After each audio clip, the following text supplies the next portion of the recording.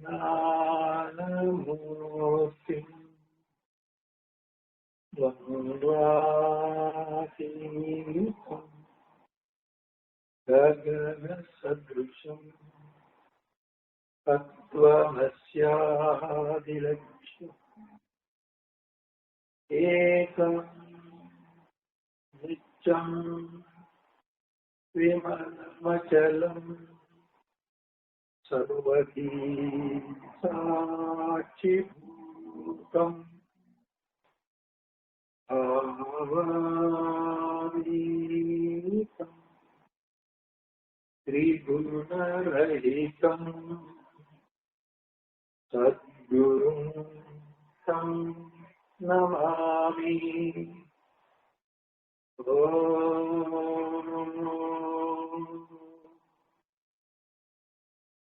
नमो ब्रह्मादिभ्यो ब्रह्मविद्या साम्प्रदायकर्तृभ्यो वंश ऋषिभ्यो महाभ्यो नमो गुरुभ्यः सर्वोपप्लवरहित प्रज्ञान घन प्रत्यगर्भो ब्रह्मैवाहमस्मि अहं पदार्थरहितः।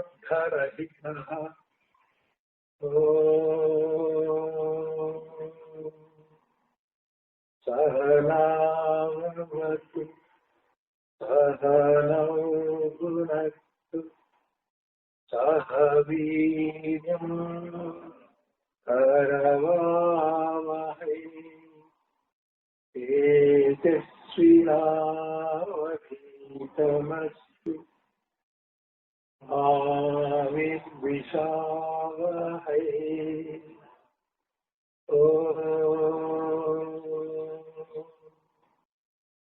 शांति शांति शांति।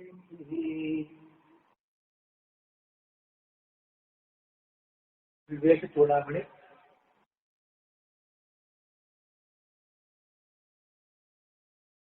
15వ రోజు సెప్టెంబర్ 19 1వ శ్లోకం నుంచి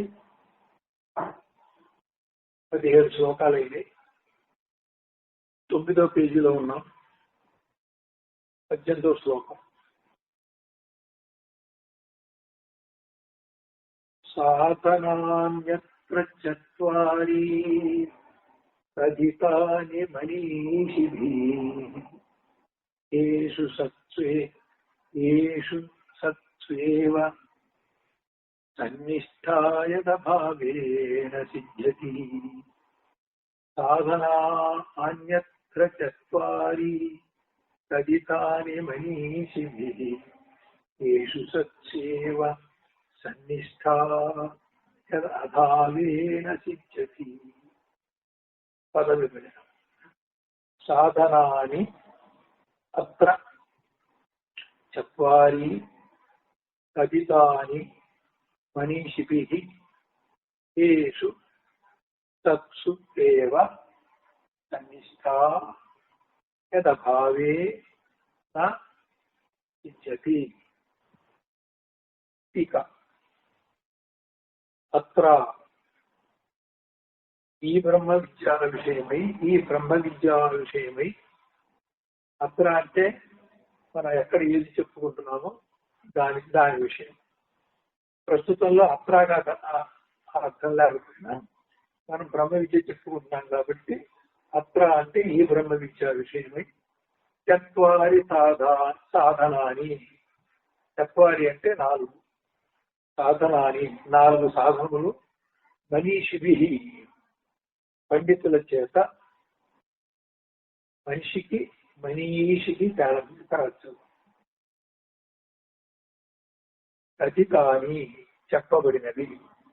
ఏషు ఈ సాధనములు తత్సేవ ఉండగానే తన్నిష్ఠ సద్వస్తువునందలి నిలకడ. సత్ అంటే సద్వస్తువు, నిష్ఠ అంటే నిశ్చితమై నిలకడై స్థిరమై ఉండటం. యథభావేనతి ఏ సాధనముల లేకుండుట కలుగగా నా సిద్ధ్యతి బ్రహ్మనిష్ట సిద్ధించదో. ఏ సాధనలు లేకపోతే బ్రహ్మనిష్ట సిద్ధించదో అటువంటి ఆ 4 సాధనలు చెప్పబోతున్నారు తాత్పర్యం. ఈ బ్రహ్మ విద్యా విషయమై 4 సాధనములు అత్యావశ్యకములని పండితులు చెప్పుతున్నారు. ఎందుకనగా ఏ సాధనలుండినా పరబ్రహ్మమునందు నిలకడ కలుగుతున్నదో, ఏ సాధనలు లేకపోతే ఆ సద్వస్తు ప్రాప్తి సిద్ధించదో అనగా ముముక్షులకు ఈ 4 సాధనములు ఉండి తీరవలనని భావము. ఇక్కడ ఈ బ్రహ్మ విద్య విషయంలో మనం వివేకులను మొదలుపెట్టిన దగ్గర నుంచి మంగళాచరణలో ఏం చెప్పుకున్నామంటే, బ్రహ్మ విద్య ప్రస్తుత విషయం, అది బోధించేది గురువు, శ్రవణం చేసేది శిష్యుడు. గురువు బోధించటానికి ఈ బ్రహ్మ విద్య ఆధారం, శిష్యుడు వినటానికి అర్థం చేసుకోవడానికి బ్రహ్మ విద్య ఆధారం. బ్రహ్మ విద్యా స్వరూపిణి వేదమాత,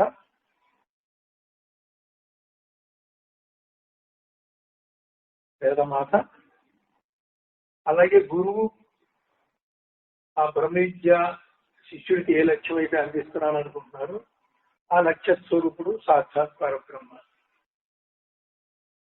శిష్యుడు శ్రద్ధతో వినాలి, శ్రవణం చేయాలి, మననం చేయాలి, నిధిధ్యాస చేయాలి.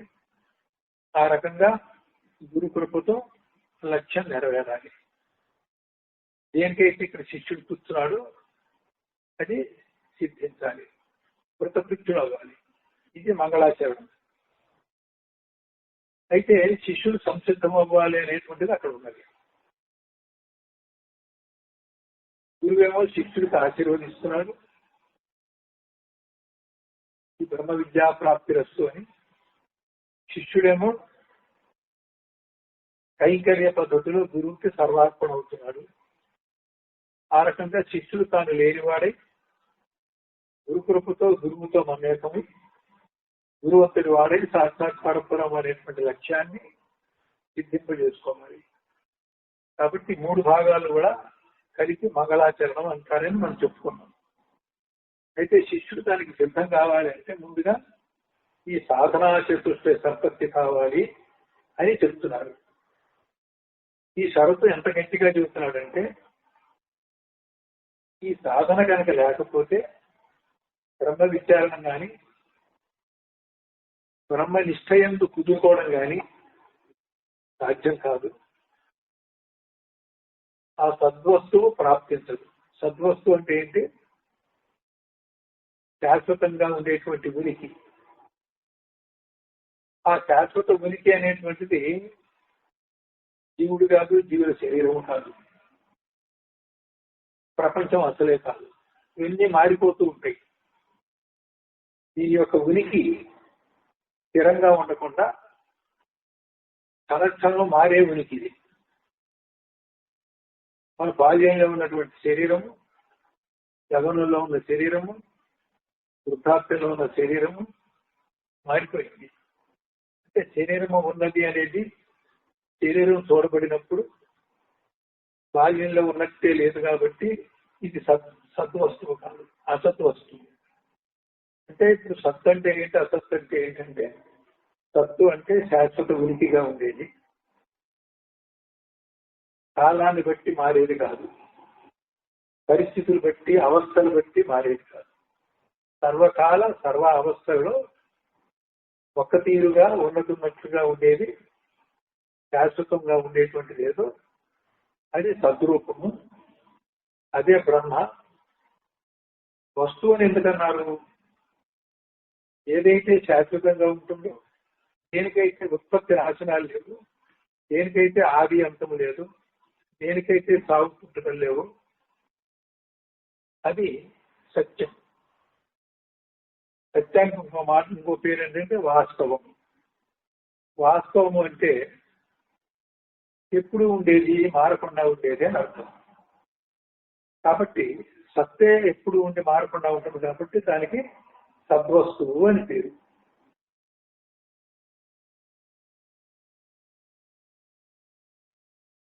పరబ్రహ్మమందు నిలకడ కలగాలి అంటే మనసు చంచలంగా ఉండకూడదు, బుద్ధి చంచలంగా ఉండకూడదు, మనసు ఇతర విషయాల మీదకి పోకూడదు.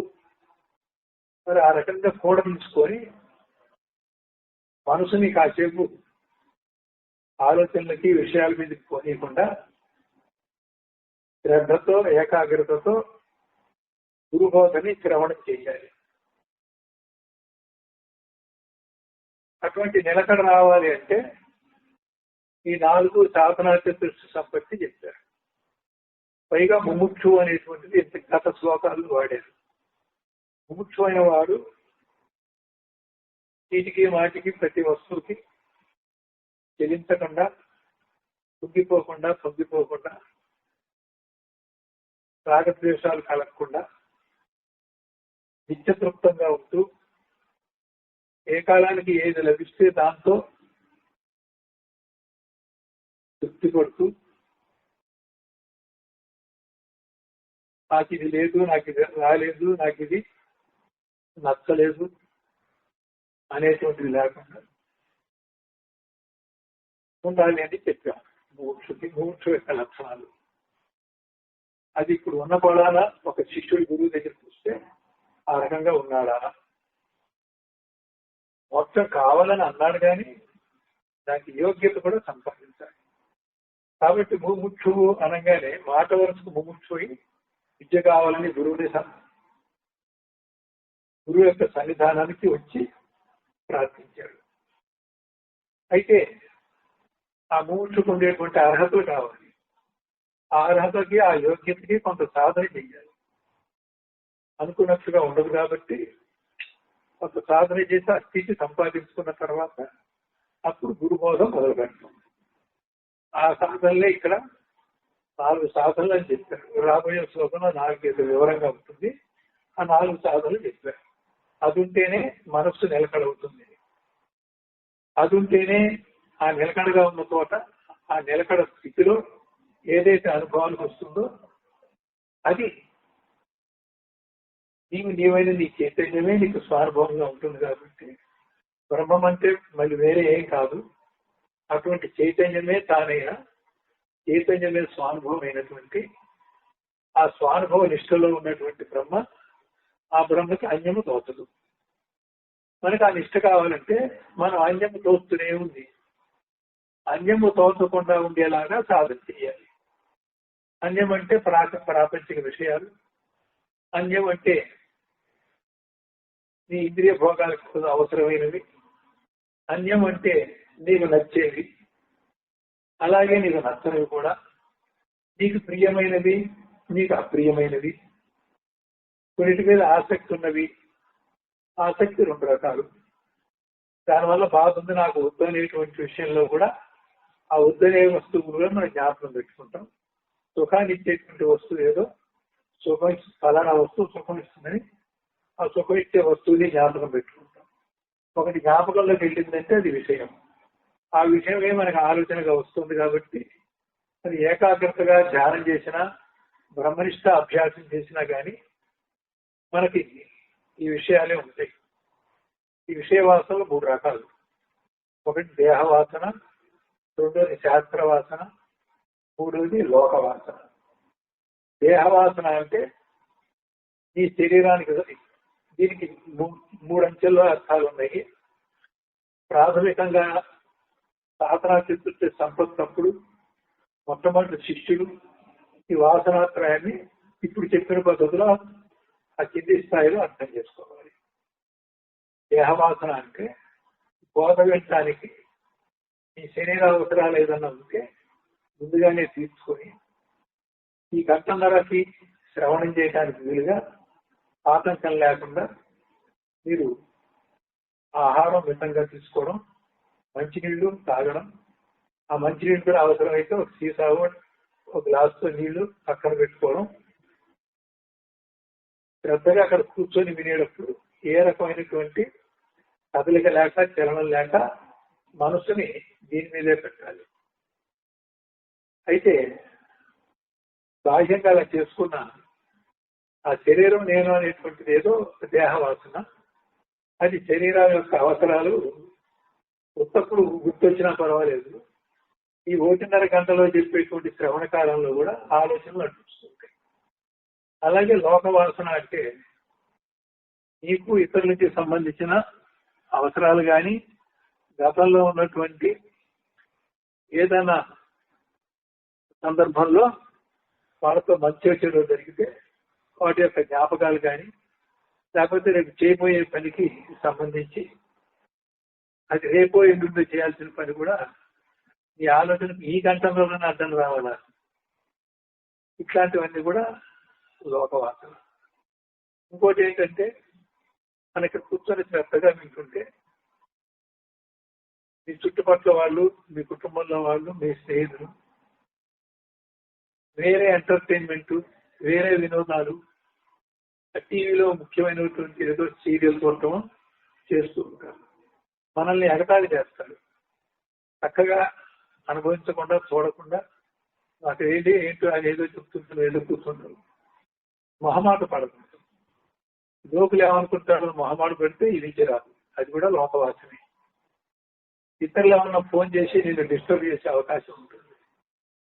అటువంటి ఏదన్నా నీకు తెలిసినంత వరకు వాళ్ళందరితో ముందే మాట్లాడేసేసి నీకు ఫోన్లు అర్థం రాకుండా చేసుకొని చివరికి ఫోన్ స్టాప్ చేసేసి, లేకపోతే ఫోన్ వేరే వాళ్ళకి ఇచ్చి వాళ్ళకి ఆన్సర్ చేయమని ఇక్కడ కూర్చోవాలి. అలా కూర్చోకపోతే అది లోకవాసన. మూడవది శాస్త్రవాసన. శాస్త్రవాసన అంటే గురువు దగ్గరికి ఒక క్రమబోధగా రాకముందు, ఇప్పుడు మనం ఉపోద్ఘాతం దగ్గర నుంచి ఈ 13, 16 శ్లోకాల దాకా, 17 శ్లోకాల దాకా ఒక క్రమంలో శిష్యుడిని మొదట్లో పూర్తిగా అజ్ఞానంగా ఉన్న శిష్యుడు, పూర్తి జడుడుగా ఉన్న శిష్యుడు, పూర్తి ఈ బ్రహ్మ విద్యకి విముఖంగా ఉన్న శిష్యుడిని ఎలా ఈ బ్రహ్మ విషయం గొప్పదని, ఈ బ్రహ్మ విషయం నువ్వే ఆ బ్రహ్మవై ఉన్నావని, దానివల్ల నీకు చాలా లాభం ఉందని, జనన మరణ రహితం అవుతుందని, అనేక బాధలు పోతాయని, శాశ్వత ఆనందం కలుగుతుందని, ఇలా ఎన్నో ప్రయోజనాలు చెప్పి నీకు దీని మీద ఆకర్షణ కుర్చేటట్టుగా చేశాం. అయితే వెంటనే బోధ చెప్పొచ్చు కదా అంటే చెప్పడానికి గురువు రెడీగానే ఉన్నాడు. దాన్ని అవగాహన చేసుకొని ఆచరణలో పెట్టుకొని చివరికి మోక్షం పొందటానికి తగినటువంటి సంసిద్ధత తన దగ్గర లేదు. దానికోసం అతను మనం ఒక ఉదాహరణ చెప్పాం. మురికి గుడ్డ మీద రంగు పట్టుదని ముందు ఆ గుడ్డని మురికి తీసేసి చక్కగా మురికి లేకుండా చేసుకొని దాని మీద ఇస్త్రీ చేసుకొని దాని మీద మనం ఏ బొమ్మ తీసినా, ఏం చేసినా, పెయింట్ చేసినా నిలబడుతుంది. అలాగే మన అంతఃకరణలో ఉన్నటువంటి మాలిన్యాలు కూడా తొలగించిన తర్వాతనే ఈ బ్రహ్మ విద్య అతుక్కుంటుంది. బ్రహ్మ విద్య అనేటువంటి దీంట్లో ఉన్న విషయమే సంస్కారంగా ఏర్పడుతుంది. లేకపోతే ఏమవుతుంది, విషయాలు, విషయవాసనలు సంస్కారాలుగా ఏర్పడుతున్నాయి. విషయం ఉంటే ఆత్మజ్ఞానం లేదు, ఆత్మజ్ఞానం ఉంటే విషయం లేదు. అందుకే మనం విషయం మీద ఆసక్తి లేకుండా చేయాలని అమృత బిందోపనిషత్తులో బంధాయ విషయాసక్తం అన్నాడు. విషయం మీద ఆసక్తి ఉండటం వల్ల విషయవాసనలు ఉంటాయి, దానివల్ల బంధం కలుగుతుంది. నిర్విషయం ముక్తి అయి నిర్విషయం స్మృత. ముక్తి అంటే నీ అంతఃకరణలో ఏ విషయము లేకుండా ఉండటం. స్మృతి రూపము విషయపరంగా కాకుండా ఏ విషయం లేనప్పుడు ఏ స్మృతి అయితే ఉందో ఆ స్మృతే సంవిద్ రూపము, ఆ సంవిద్ రూపమే ప్రజ్ఞానం, ఆ ప్రజ్ఞానానుభవమే బ్రహ్మ. ఈ విధంగా మనకి ఒకటి ఖాళీ చేస్తే దాని మీద రెండోది ఏదైనా మనం ముద్రించుకోవచ్చు. ఒకేసారి బ్రహ్మజ్ఞానం వచ్చినా రాకపోయినా ఆ బ్రహ్మజ్ఞానాన్ని అవగాహన చేసుకొని ఈ శ్రవణం చేసినటువంటి బ్రహ్మని ఒక విషయంగా అయినా ముందు తీసుకొని దాన్ని అంతఃకరణ మీద ముద్రించుకొని ఒక సంస్కారం ఏర్పాటు చేసుకోవాలి. అవిద్యా సంస్కారాన్ని తొలగించి విద్యా సంస్కారాన్ని ముద్రించుకోవాలి. కాబట్టి ఈ క్రమబోధోతి కావాలి.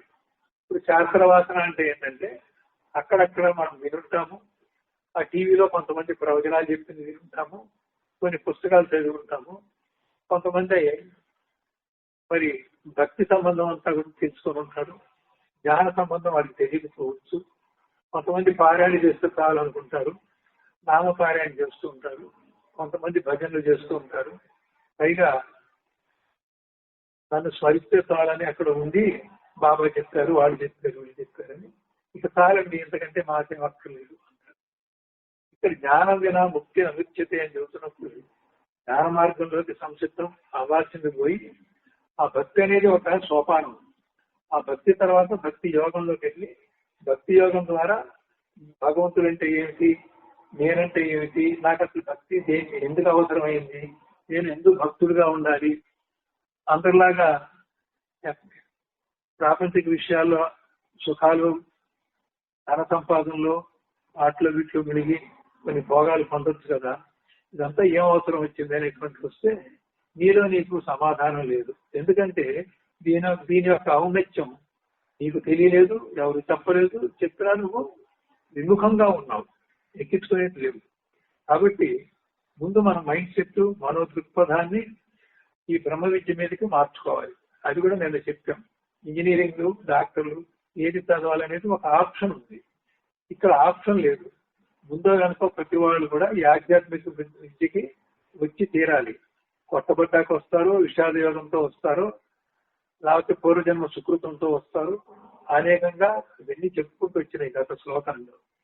కాబట్టి ఈ రకంగా అక్కడక్కడ ఏరుకున్నటువంటి శాస్త్రం కానీ భక్తి విషయం కానీ జ్ఞాన విషయం కానీ ఒక లింకు లేకుండా ఒక కనెక్షన్ లేకుండా విన్నారు. కాబట్టి గురువుగారు ఏం చెప్పినా నాకు తెలుసు తెలిసిందే చెప్తున్నారు గురువుగారు అనుకోకుండా తెలిసిన దాన్ని పక్కన పెట్టుకొని గురువుగారు ఏం చెప్తున్నారో విని మీకు తెలిసిన దాన్ని సరైతే సరే, సరికాకపోతే సవరించుకొని ఎక్కడన్నా గ్యాపులు ఉంటే ఆ గ్యాపులు ఫిలప్ చేసుకుంటూ వినాలి. ఇది వినడానికి ఇష్టపడ్డ వారికి ఆ తాత అరకొరగా అక్కడక్కడ లింక్ లేకుండా కనెక్షన్ లేకుండా ఆ విన్నవన్నీ కూడా అదే సరిపోతుంది, గురుగారు చెప్పేది దీనికే సరిపెట్టాలి అని మీరు అనుకుంటున్నారు. గురుగారు చెప్పేదే కరెక్ట్, మీరు సరిపెట్టుకోవడానికి మీరు గురువు గారు చెప్పిన దాన్ని సరిపెట్టాలి, కానీ గురువుగారు చెప్పింది మీకు తెలిసిన దాన్ని సరిపెట్టడం కాదు. ఆయన చెప్పేది మీకు తెలిసిన దాన్ని సరిపెట్టడం అంటే అది శాస్త్రవాసన. కాబట్టి ఆ శాస్త్రవాసన మీకు తెలిసిన జ్ఞానం పక్కన పెట్టి ఫ్రెష్ గా నేను చెబుతుంటే విని తర్వాత సందేహం ఏదైనా వస్తే ఈ గురుబోధ అయిపోయిన తర్వాత అవకాశం ఇచ్చినప్పుడు ఆ సందేహాలు గురువుని వినయంగా అడిగి పరిప్రశ్నగా అడగాలి. అంటే నువ్వు దీంట్లో శ్రద్ధ కలిగి ఒక సాధన ఫలితం పొందాలి అనేటువంటి ఇచ్చే జ్ఞానంతో ఒక అవసరార్థం అడగాలి తప్ప గురువుని ప్రశ్నించడం ఏదో నీ తపన మోక్షేచ్ఛ ఏదైతే ఉందో ఆ తపనకు అనుగుణంగా ఆ సందేహం తీరడానికి వీలుగా అడగడమే పరిప్రశ్న, లేకపోతే అది అట్లా కాదనమాట. ఈ రకంగా ఈ వాసనాత్రయం అర్థం రాకుండా రావాలి. ఈ విధంగా ఏ సాధన అయితే ఉండేటట్లయితే పరబ్రహ్మందు నిలకడ కలుగుతుందో, ఏ సాధన లేకపోతే దాన్ని చెప్పినట్టుగా ఆ సద్వస్తువు ప్రాప్తి సిద్ధించదో, అనగా ముముక్షులు నిజంగా ముముక్షులు అనేది వచ్చారు కాబట్టి గురువు దగ్గరికి ఆ ముముక్షుకు ఉండేటువంటి అర్హతలు ఏంటంటే ఈ సాధనా చతుష్టే సంపత్తి. ఇక 19వ శ్లోకం పేజీ 10. ఆదౌ నిత్యానిత్య వస్తు వివేకః పరిగణ్యతే ఇహాముత్ర ఫలభోగ విరాగస్ తదనంతరం. ఆదౌ నిత్యానిత్య వస్తు వివేకః పరిగణ్యతే ఇహాముత్ర ఫలభోగ విరాగస్ తదనంతరం. పదవిభజన. ఆదౌ నిత్యానిత్య వస్తు వివేకః. పరిగణ్యతే ఇహ ఆముత్ర ఫలభోగ విరాగ తదంతరం. ఆదౌ అంటే మొట్టమొదటిగా ఇప్పుడు ఈ అధాని చెప్తాం వివర నిత్యానిత్య వస్తు వివేక. ముందుగా మొట్టమొదట నిత్యమైనటువంటి వస్తువు అనిత్యమైనటువంటి వస్తువుకి సంబంధించినటువంటి దాన్ని వేరుగా దీని వేరుగా విభజించగలిగినటువంటి వివేకం ఉండాలి. పరిగణ్యతే లెక్కింపబడుతున్నది. ఇది ఒకటి లెక్కలోకి తీసుకోవాలంటే ఇది ఇంపార్టెంట్, ప్రధానమని, ప్రముఖమని. తదనంతరం ఆ తర్వాత ఇహాముత్ర ఫలభోగ విరాగ. ఇహ ఆముత్ర కర్మల యొక్క ఫలితాన్ని అనుభవించడంలో, ఆస్వాదించడంలో విరాగ వైరాగ్యం ఉండాలి. ఇహ అంటే ఈ భూలోకమునందలి, ఆముత్ర అంటే పరలోకమునందలి, ఫలభోగ విషయాదుల యొక్క సుఖముల అనుభవమునందు విరాగ విరక్తి ఉండాలి అని చెప్పబడుతుంది. తాత్పర్యం ఆ సాధనా చతుష్టయ సంపత్తిలో మొదటిది నిత్య అనిత్య వస్తు వివేకము, రెండవది ఇహ ఆముత్ర ఫలభోగ విరాగము. ఇక్కడ సాధన 4 సాధనలు కాబట్టి చతుష్టయ అన్నారు. సంపత్తి అంటే దీని మీద అధికారం సంపాదించాలి. అంటే సాధన దశలో ఆ విషయాలే నీ మీద అధికారం చెలాయించినవి, వాటిని తప్పించుకోలేక వాటికి లోపడ్డాం మనం. ఇక్కడ అధికారి అనగానే ఏమైంది? నువ్వు చెప్పినట్టు నీ మనసు ఆలోచనలు రావాలి, నువ్వు చెప్పినట్టు నీ పంచ జ్ఞానేంద్రియాలు వినాలి, నువ్వు నీ బుద్ధిలో నువ్వు ఎలా కావాలని నువ్వు అనుకుంటే నువ్వు చెప్పినట్లుగా నీ కర్మేంద్రియాలు కూడా పనిచేయాలి. కర్మేంద్రియాలు పనిచేయడంలో కూడా నా అధీనంలో లేకపోవడం, వాళ్ళ కర్మేంద్రియాలు ఒకటైనటువంటి శృంగారం కావాలి. అది కంట్రోల్ చేసుకోలేక వాళ్ళ సమాజంలో మనం చాలా మందిని చూస్తున్నాం. అత్యాచారాలు అంటే ఇక్కడ కర్మేంద్రియాల కంట్రోల్ అంటే మనకి మన ఇష్టం అయితే పనిచేస్తాం, లేవట్లేదు కదా అని తేలిగ్గా అనుకుంటున్నాను. కొన్ని కర్మేంద్రియాలు మన ఇష్టానికి వ్యతిరేకంగా చేసి దాని యొక్క తొందరపాటుకి మనం లోపడిపోయి మనం అక్రమాలు, అన్యాయాలు, అధర్మాన్ని కూడా చేస్తూ ఉన్నాం. అలాగే జ్ఞానేంద్రియాలు కూడా మన కంట్రోల్లో లేవు. కొన్ని వస్తువులు చూడాలనుకుంటాం, చూడకుండా ఉండలేం. కొన్ని శబ్దాలు వినాలనుకుంటాం, వినకుండా ఉండలేం. కొందరు వాక్యాలు ఉంటాయి, కొన్ని స్నేహితుల దగ్గర రకరకాల వాక్యాలు ఉంటాయి, కొంచెం వెకిలి వాక్యాలు ఉంటాయి, దాని మీద ఇష్టం ఉంటుంది. ఒక మంచి వాక్యాలు వినాలని కానీ, దైవ సంబంధంగా వినాలని కానీ, భర్తృహరి సుభాషితాలు వినాలని కానీ ఉండదు. ఆ విధంగా జ్ఞానేంద్రియాలు కానీ శబ్దస్పర్శ రూపరస గంధాల విషయంలో మన మాట వినవు. మన మాట అవి వినాలి, మనం చెప్పినట్టే వినాలి. ఆ ఇంద్రియాలు కోరినటువంటి కోరికకి మనం లోపడకూడదు. అలాగే తమోగుణ రజోగుణాలు కూడా మనకి సహజ సిద్ధంగా స్వభావంలోంచి ఉబికి మనకు తెలియకుండానే మన కంట్రోల్ తప్పి, మన నియంత్రణ తప్పి ఆ గుణాలతో మనం ప్రవర్తిస్తూ ఉంటాం తొందరపాటుతో. కానీ దాని మీద కూడా మనకు ఒక ఆధిపత్యం రావాలి.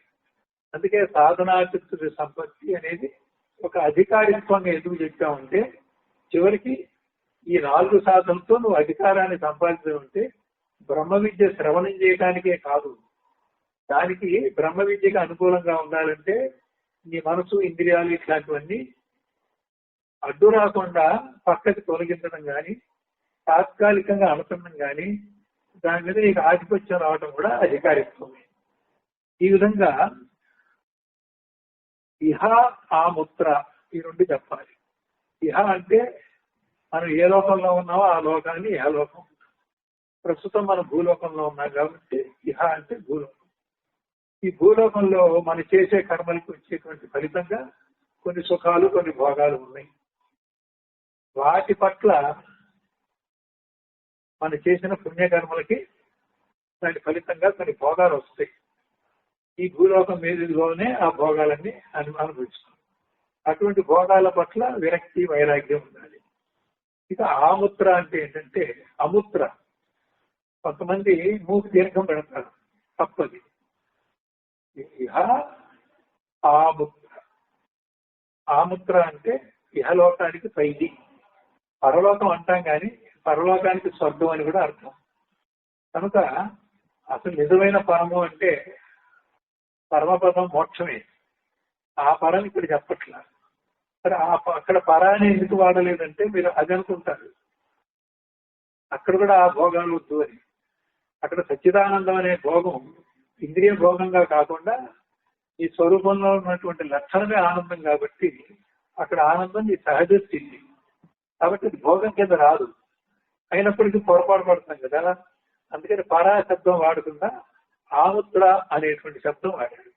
ఆముత్ర అంటే ఇక్కడ ప్రస్తుతం మనం స్వర్గలోకాన్ని తీసుకోవాలి. కాబట్టి భూలోకంలో కానీ స్వర్గలోకం కానీ నువ్వు చేసిన కర్మలు కానీ ఏ యాగాదులు కానీ ఏదైనా ఒక ఫలితం కనుక వచ్చేట్లయితే ఆ ఫలితం ఆస్వాదించడం కానీ ఆ భోగాన్ని కోరటం కానీ భోగం కోరి కర్మ చేయటం కానీ లేకపోతే కోరకుండా అంతకుముందే చేసిన కర్మ ఫలితంగా భోగం వచ్చినప్పుడు దాన్ని ఆస్వాదిస్తే అనుభవిస్తే ఆగామి కర్మ ఏర్పడి మళ్ళీ మనం జన్మకు వస్తాం. ఒకవేళ స్వర్గలోకానికి వెళ్ళినా ఆ పుణ్యం క్షీణించేదాకా అక్కడ అనుభవించి ఆ పుణ్యం పూర్తిగా క్షీణించిన తర్వాత మళ్ళీ మత్స్యలోకానికి జనన మరణాలు ఉన్నటువంటి మానవ జన్మకి మళ్ళీ వచ్చేస్తాం. కాబట్టి మోక్షం కావాలంటే ఇక్కడిక్కడే తిరగడం కానీ భూలోకంలోనే పునర్జన్మలు తిరగడం కానీ ఇహలోక ఆముత్ర లోకాలకు వీళ్ళు వస్తూ ఉంటాం కానీ దీనివల్ల ప్రయోజనం ఏం లేదు. మన యొక్క లక్ష్యం ఏంటంటే మోక్షము. ఆ మోక్షం కావాలనే కదా ముముక్షు అనే పేరు పెట్టుకొచ్చాము. ఆ ముముక్షు స్థితికి ఒక యోగ్యత సంపాదించడానికి ఈ నిత్యానిత్య వస్తు వివేకం.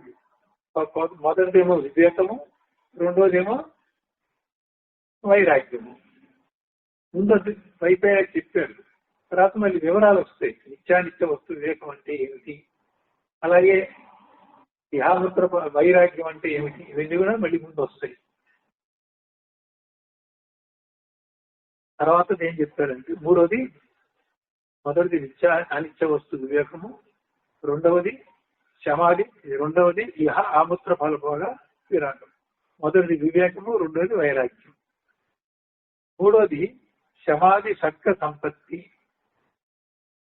శ్లోకం సమాధి సర్గ సంపత్తి మూర్ఛత్వం ఇది స్ఫుటం. పద విభజన. సమాధి సర్గ సంపత్తి ముముక్షుత్వం ఇది స్ఫుటం. ఇక సమాధి సర్గ సంపత్తి, సమాధి అంటే శమము మొదలుగా గల, షట్క అంటే ఆరింటి యొక్క సంపత్తి, సంపాదించింది నీ సొంతమై నీ ఆస్తి అవుతుంది. కాబట్టి ఈ సంపద అన్నమాట. నీ ఆస్తి, నీ సంపద అది సమృద్ధిగా నీ దగ్గర ఉండాలి. ముముక్షత్వం మోక్షేచ్ఛ కలిగి ఉండుట. నాలుగవది మోక్షేచ్ఛ కలిగి ఉండటం. ఇది ఈ నాలుగు అని స్ఫుటం. స్ఫుటం అంటే స్పష్టం. స్ఫుటం అంటే ఇంకొక అర్థం ఉంది. మాలిన్యంగా మతిగా ఉన్నటువంటి బంగారాన్ని స్ఫుటం వేసినప్పుడు ఆ మాలిన్యం అంతా పోయి అపరంజి బంగారం వస్తుంది, చక్కటి బంగారం వస్తుంది. స్ఫుటం వేసినప్పుడు దాంట్లో కలిసిపోయినటువంటి రాగి కానీ టంకం కానీ మొత్తం పోయి కేవలం బంగారం. మనం ఆభరణాలు చేయాలంటే రాగి కానీ ఏదైనా కలుపుతారు, కొన్ని అతుకులు కావాలంటే టంకం వేస్తారు. ఇవాళ కేడియం అంటే క్యాడ్మియం కూడా రాగి బదులు క్యాడ్మియం కలుపుతున్నారు, కేడియం బంగారం అంటున్నారు. అప్పుడు ఇది బంగారం అంటున్నాం కానీ అది ప్యూర్ బంగారం కాదు. అందుకే దానికి 16, 18, 20, 24 క్యారెట్స్ అంటున్నారు. అంటే కొంత శాతం పూర్తి 100% బంగారం కాకుండా కొంత శాతం తక్కువ ఉన్నట్టుగా బంగారంలో ఇతర పదార్థాలు చేరి ఉన్నాయని తెలుస్తుంది. స్ఫుటం వేసినప్పుడు ఏంటంటే అవన్నీ పోయి శుద్ధ బంగారం వస్తుంది. అలాగే ఇక్కడ స్ఫుటం అనగానే అన్నిట్లో కలిసిపోయి అసలు వస్తువు ఏదో కనపడకుండా పోయి బాగా మెలికిపెట్టి నల్లబడి దాని రూపం కనబడకుండా పోయేలాగా ఉంటే దాని స్ఫుటం వేసినప్పుడు ఆ రూపం కనబడుతుంది. ఇది బంగారమే అని తళతళ మెరుస్తూ కనపడుతుంది. ప్యూర్ బంగారాన్ని అపరంజి బంగారం అంటారు, అపరంజి అంటారు. అట్లాగే స్ఫుటం. ఇక్కడ మన గుణాలు స్వభావాల దగ్గర, వాసనలు సంస్కారం దగ్గర కూడా స్ఫుటమైన అంటే నీ అంతఃకరణ శుద్ధం చేసి ఆ మాలిన్యం వదిలించుకోవడం, ఇటువంటి అర్థం ఉంది. తర్వాత ఈ తాత్పర్యం తరువాత మిగిలిన రెండేవి అనగా సమాధి సర్గ సంపత్తి, మూర్ఛత్వములు, ఈ 4 కలిపి సాధన చేస్తుంటాను అని చెప్పబడుతున్నది. ఈ 4 అంటే అక్కడ ఈ శ్లోకం మామూలుగా 2 ఉంటాయి, ఇది 3గా ఉంది శ్లోకం. కాబట్టి 19 కింద పైన 2 ఇచ్చి సమాధి సర్గ సంపత్తి 3వ లైన్ పెట్టి 3 లైన్లు కలిపి 19వ శ్లోకం మనకు అర్థమైంది. 4 కప్పాలని. అయితే మళ్ళీ మొదలు పెడదాం. నిత్యానిత్య వస్తువు వివేకం అంటే ముందు 4 ప్రతిపాదనగా ఉండాలని చెప్పడం జరిగింది. చివరికి ఆ 4 మళ్ళీ ఒక్కొక్కటి వివరంగా చెప్పాలి. ఈ 20వ శ్లోకంలో బ్రహ్మ సత్యం జగన్మిథ్యా ఏవం రూపో వినిశ్చయ సో అయం నిత్యా నిత్య వస్తు వివేక సముదాహృతః. బ్రహ్మ సత్యం జగన్మిథ్యా ఏవం రూపో వినిశ్చయః సోయం నిత్యా నిత్య వస్తు వివేకః సముదాహృతః. పద విభజన. బ్రహ్మ సత్యం జగత్ మిథ్యా ఏవం రూపః వినిశ్చయః సః అయం నిత్యానిత్య వస్తు వివేకః సముదాహృతః. జగత్తు ప్లస్ మిథ్య అయితే జగన్మిథ్య అయింది. అలాగే సహ ప్లస్ అయం వల్ల సోయం అయింది. ఇది సంస్కృతంలో ఉన్నటువంటి సంధులు అన్నమాట. ఇక బ్రహ్మ అంటే బ్రహ్మ వస్తువు, సత్యం అంటే సత్యమైనది. సత్యం అంటే ఏంటి? భూత భవిష్యత్ వర్తమానాలు 3 కాలాల్లో కూడా ఉండేది. జగత్ అంటే జా అంటే పుట్టి, గతి అంటే గతిస్తూ ఉండేది జగత్తు. గతిస్తూ అంటే 2 అర్థాలు. గతిస్తూ అంటే మార్పు చెందుతూ ఉంటుందని. గతించారు, ఎవరో మరణిస్తే ఆయన గతించారని అంటే లయం అవుతుంది. జగతి అంటే సృష్టి స్థితి లయములతో కూడుకున్నది, మార్పు చెందుతూ ఉండేది. అసద్రూపము, సద్రూపం కాదు. మిథ్యా. మిథ్య అంటే ఏది ఉన్నట్టు కనబడుతుందో విచారించి చూస్తే అది లేదు. ఏది లేదో అదే ఉన్నట్టుగా కనబడుతోంది, తోస్తుంది అంటే మాయ. ఏది నువ్వు నిజమనుకుని చూస్తున్నావో విచారిస్తే అది లేనిది అన్నప్పుడు అది మిథ్య. మాయకి విద్యకి తేడా ఏమిటంటే, మాయా కల్పిత వస్తువు ఉన్నప్పుడు మొదట్లో అది లేదు, మాయ చేత కల్పించి ఇప్పుడు ఉన్నది, దాన్ని మాయ అంటాం. మిథ్య అంటే ఏంటి? మాయ ఇటువంటిదని గురువు గారు శిష్యుడు చెప్పగా, శిష్యుడు ఇప్పుడు ఏం చేయాలంటే మాయా కల్పిత వస్తువు చూసి విచారించి నిజం కాదు, మాయ వల్ల ఇలా కనబడుతుంది కానీ ఇది నిజం కాదు, ఇది సత్యం కాదు అని అంటే అప్పుడు దానికి మిథ్య అని మీనింగ్. అట్టించి మాట్లాడితే మాయ, ఇట్టించి మాట్లాడితే మిథ్య. ఏది లేదు అది ఉన్నట్టు కనబడింది అన్నది మాయ, ఏది ఉన్నదో విచారిస్తే అది లేనిది అన్నది మిథ్య.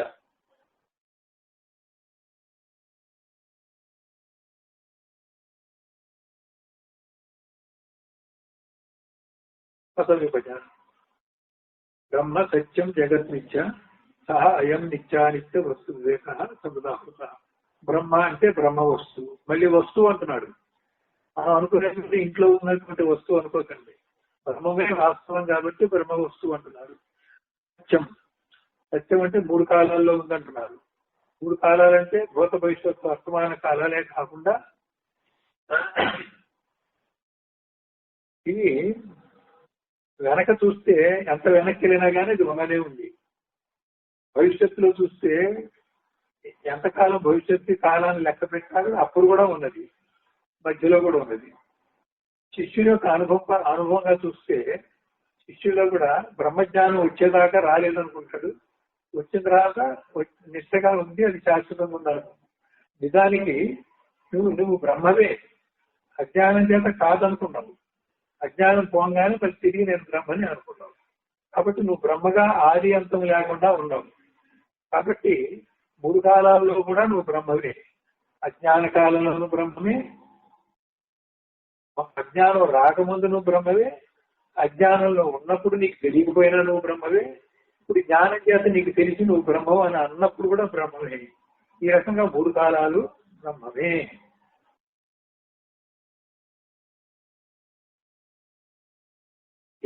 ఏవం రూప, ఇటువంటి వినిశ్చయ దృఢ నిశ్చయ జ్ఞానము యో అస్తి, ఏది కలదో సో అయం, అట్టి వివేకమే నిత్యానిత్య వస్తు వివేక, నిత్య అనిత్య వస్తు వివేకముగా సముదాహృత చెప్పబడింది. ఇక్కడ నిత్యానిత్య వస్తు వివేకం ఎలా మనం వివేకాన్ని సంపాదించాలి? ముందు నీ శరీరాన్ని చూసుకో, ఇది నిత్యమేనా? శరీరం అనేది నిత్యమేనా? దీనికి తావు పుట్టుకలు ఉన్నాయి, మార్పు చెందుతుంది, శాశ్వతంగా యవ్వనం లేదు, శాశ్వతంగా బాల్యం లేదు. అట్లా ఏ స్థితిలో కూడా నీ శరీరము అప్పటికప్పుడు ఉన్న స్థితి మర్నాటికో మరో సంవత్సరాలకు మారుతూనే ఉంది. రోజువారీ మారినటువంటి నువ్వు కనిపెట్టకపోయినా కొన్ని సంవత్సరాల తర్వాత మార్పు అనేది తెలుస్తుంది. శరీరానికి షడ్భావ వికారాలు ఉన్నాయి. అస్థి జాయతే, వర్ధతే, పరిణమతే, క్షీయతే, వినశ్యతే. అస్థి అంటే గర్భస్థంలో ఉన్నది, బయటకు కనబడతలేదు, లోపల ఉందనేది అనుకుంటున్నాము. తర్వాత జాయతే, పుట్టి కనబడింది. వర్ధతే, మళ్ళీ పెరిగింది.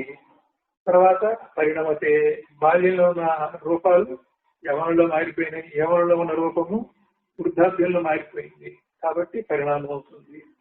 తర్వాత యవనం దాటిన తర్వాత కొంతకాలానికి ఎంత ఆహారం తీసుకున్నా, ఎన్ని మందులు వేసుకున్నా ఆ శరీరం క్షీణిస్తూనే ఉంటుంది. ఎప్పుడప్పుడు ఆయుష్ తీరంగానే నశిస్తుంది. ఇట్లా 6 రకాల వికారాలుగా ఉండేటువంటి శరీరం నిత్యమా అనిత్యమా అని చూస్తే అనిత్యమే. అందుకే ఇక్కడ మనకొక నిర్వచనం ఇచ్చారు. నిత్యం అంటే 3 కాలాల్లో మారకుండా ఉన్నట్లుగా ఉండేది అని. అంటే చావు పుట్టుకలు కానీ, ఉత్పత్తి నాశనాలు కానీ, మధ్యలో మార్పు చెందడం కానీ లేనిది సద్వస్తువు అని ఇచ్చాడు. ఆ సద్వస్తువే నిత్యము శాశ్వతం అన్నాడు. దాని ప్రాతిపదికగా మనం విచారణ చేస్తాం. ఇలా విచారణ చేస్తే ప్రాణం సంగతి చూస్తే అది కూడా తెలుస్తూనే ఉంది. తెలుస్తుంది అంటే ఒకసారి ఉన్నట్టుగా ఒకసారి లేదు. కదలకుండా ఉంటేనే ఎప్పుడు ఉన్నట్టుగా ఉన్నట్టు లెక్క. మనస్సు ఉంది, మనసు చంచలంగా ఉంది, కొన్ని విషయాలతో ఉంది, సుఖ దుఃఖాలతో ఉంది, హర్షద్వర్గంతో ఉంది. ఎప్పుడు ఒక తీరుగా ఒక మాదిరిగా లేదు. కాబట్టి ఈ మనసు కూడా బతికున్నంత వరకు ఉంది. చనిపోయినప్పుడు మనసు మారిపోయి మనసులో ఉన్న కారణ శరీరమే అవ్యక్త రూపంలో ఉంటుంది. మళ్ళీ జీవించినప్పుడు ఆ మనసే కారణ శరీరం మీ లోపల వాసన రూపంలో ఉండి చిత్తవృత్తులతో, మనసుగా ఆలోచనతో, ఈ ఇంద్రియాలకి ఈ శరీరం పనిముట్టుతో కొన్ని అనుభవాలు వస్తున్నాయి. కాబట్టి మనసుకి ఇన్ని రకాల మార్పులు ఉన్నాయి, ఒకటిగా లేకుండా అనేకంగా ఉంది. కనుక మనసు కూడా అనిత్యమే. మనసు నిత్యం కాదు. శరీరము, ప్రాణము, మనసు ఇవన్నీ నిత్యం కాదు. పిండాండంలో చూస్తే, బ్రహ్మాండంలో చూస్తే కూడా జగత్ అంటే మనం చెప్పుకున్నాం. జగత్తులో కూడా అనుక్షణము మార్పు చెందుతూనే ఉంది. ఒకళ్ళు అనుకుంటారు మన ఊరు పక్కన కృష్ణా నదో గోదావరి నదో ఉందని. ఆ నది దగ్గరికి వెళ్ళి చూసి వచ్చాం. అదే ఆరేవో అవే మెట్లు అదేది అక్కడ నీళ్లు పారడం, స్నానం చేయడం, వచ్చేసాం. మళ్ళీ పుష్కరాల్లో స్నానానికి వెళ్ళారండి. పుష్కరాలంటే ఒక 10 రోజులు, 15 రోజులు, 14 రోజులు ఉంటాయి కదా.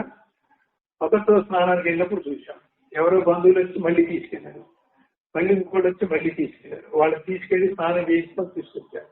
నేను 4 సార్లు వెళ్ళాను.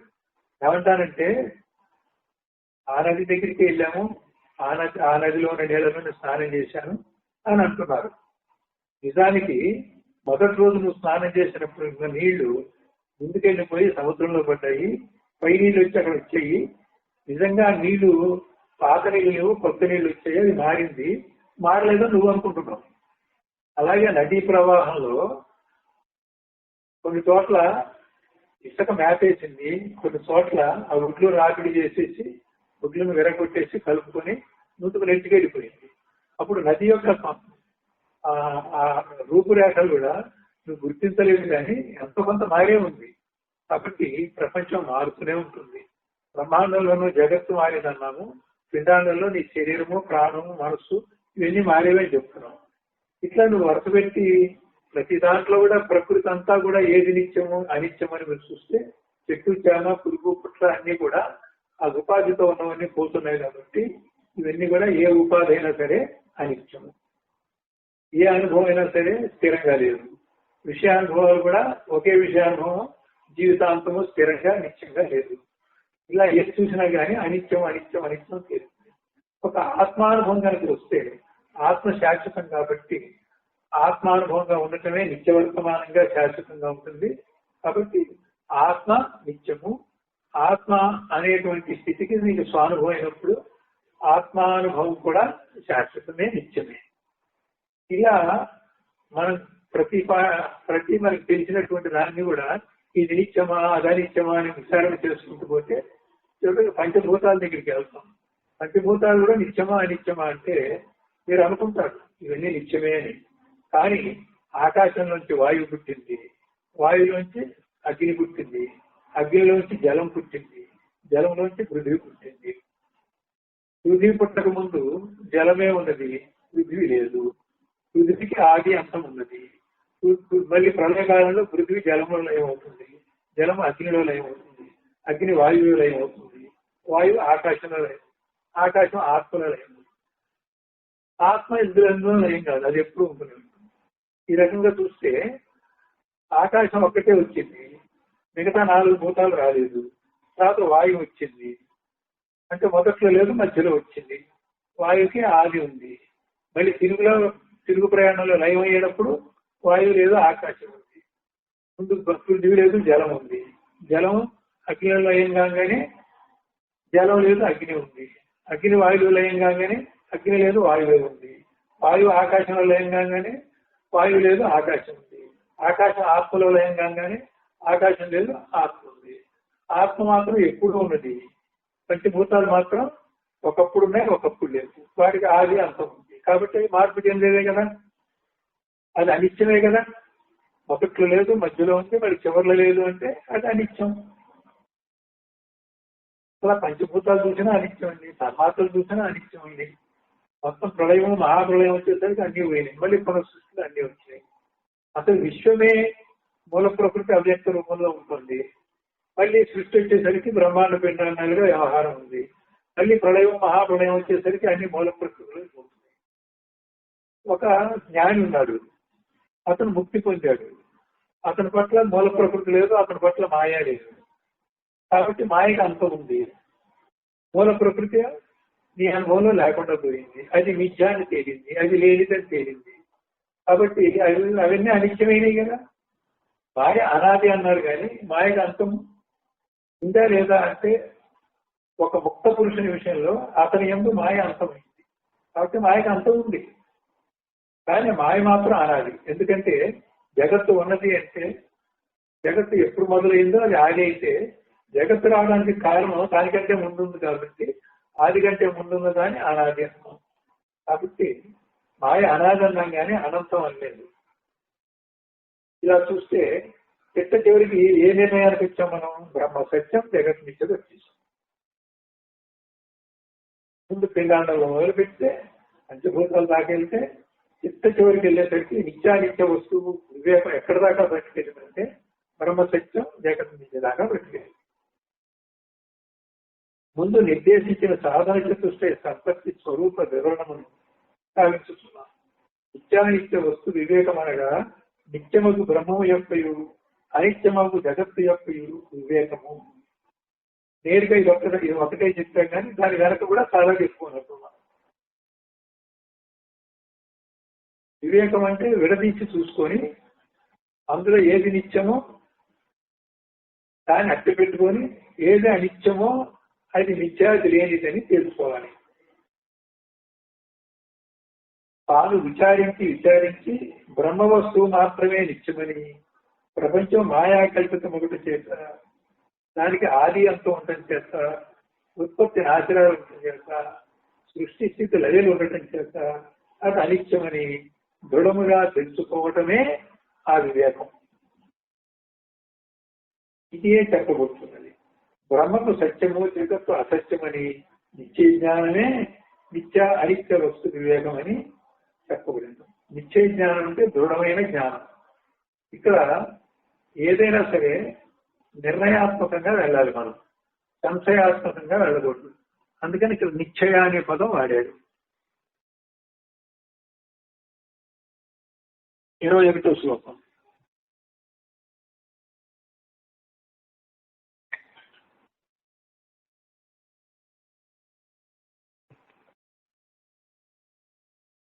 తద్వైరాగ్యం జిహాసాయా దర్శన శ్రవణాదిభిః దేహాది బ్రహ్మ పర్యంతే నిత్యే భోగ్య వస్తుని.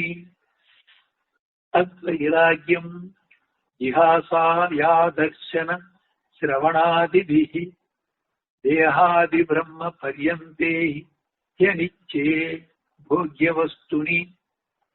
పదవి విధానం. తత్ వైరాగ్యం జిహానా యా దర్శన శ్రవణాదిభిః దేహాది బ్రహ్మ పర్యంతే అనిత్యే భోగ్య వస్తుని. ఇక దేహాది బ్రహ్మ పర్యంతం నీ శరీరం మొదలుకొని బ్రహ్మ దాకా చూస్తే అనిత్యే స్థిరము కాని భోగ్య వస్తుని. ఇక్కడ బ్రహ్మ అంటే బ్రహ్మజ్ఞానం యొక్క బ్రహ్మ తీసుకోకూడదు, సృష్టికర్త బ్రహ్మ అని తీసుకోవాలి. పిపీలకాది బ్రహ్మ పర్యంతం అంటే సృష్టికర్త బ్రహ్మ తీసుకోవాలి. ఇవన్నీ భోగ్య వస్తువునందు దర్శన శ్రవణాదిభిః చూచుట ఎందును వినుట ఎందును మొదలగు వానిగా గల వాని చేత యా ఏదైతే ఉందో జిహాస త్యాగేచ్ఛ కలవో అంటే త్యజించేటువంటి ఇచ్ఛ కలదో తత్ అది వైరాగ్యము. ఇక్కడ తాత్పర్యం కూడా చెప్పుకోద్దాం. తాత్పర్యం ఇచ్చోట ఇహాముత్ర ఫలభోగ విరాగము. ఇహమూత్ర కాదమ్మా, ఇహాముత్ర ఫలభోగ. ఆముత్ర దీర్ఘం లేదు. ఇహ ఆముత్ర ఫలభోగ విరాగము చెప్పబడుచున్నది. ఈ లోకమునకు సంబంధించిన శరీరము మొదలుకొని బ్రహ్మలోక పర్యంతము సంబంధించిన గల అస్థిరములైన భోగ్య వస్తువుల యందు దర్శన శ్రవణాదుల చేత నన్ను ఏ సుఖత్యాగేచ్ఛ కలదో అదే వైరాగ్యం. అనగా యహలోక సుఖములందు కానీ పరలోక సుఖములందు కానీ ఏమాత్రము వినుట చేత కూడా ఇచ్చలేక ఉండడమే వైరాగ్యము.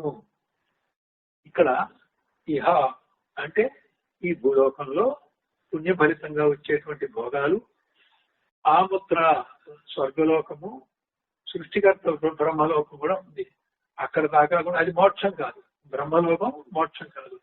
కాబట్టి బ్రహ్మలోక పర్యంతము అక్కడ ఏ ఏ భోగాలు ఏమున్నాయో ఆ భోగాల పట్ల విముఖత, విరక్తి, వైరాగ్యము ఉండాలి.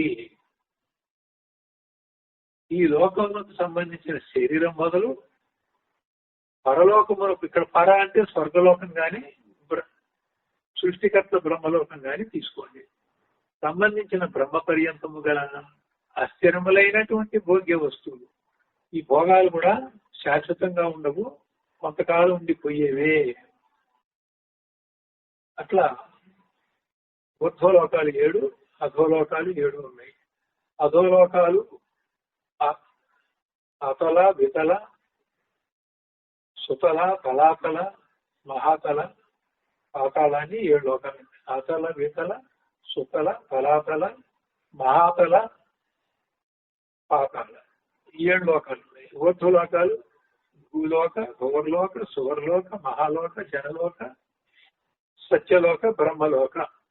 ఇక్కడ బ్రహ్మలోక పర్యంతం అంటే అదనమాట. ఆ సత్యలోకం బ్రహ్మలోకం దాకా అపోలోకము సత్యలోకం, సత్యలోకమే బ్రహ్మలోకం. ఈ 7 లోకాల వరకు కూడా మోక్షం కాదు. ఈ లోకాల విషయంలో ఏ సుఖమైతే ఉంటుందో అది అనిత్యము. పైగా ఆ లోకంలో బాగుంటుంది, ఈ లోకంలో బాగుంటుంది ఎవరైనా చెబితే వినటం మీద కూడా ఆసక్తి ఉండకూడదు, అంత వైరాగ్యం అండి. అటువంటి లోకంలో ఇలా ఉంటున్నట్టు కదా అంటే మనం వెళ్ళలేం, కానీ వెళ్తే బాగుంటుంది అని అనిపిస్తుంది. అసలు ఆ మాట వినడంతో ఆహా ఊహో అనేటువంటి స్పందన కూడా రాకుండా ఉండేటువంటి వైరాగ్యం కావాలట.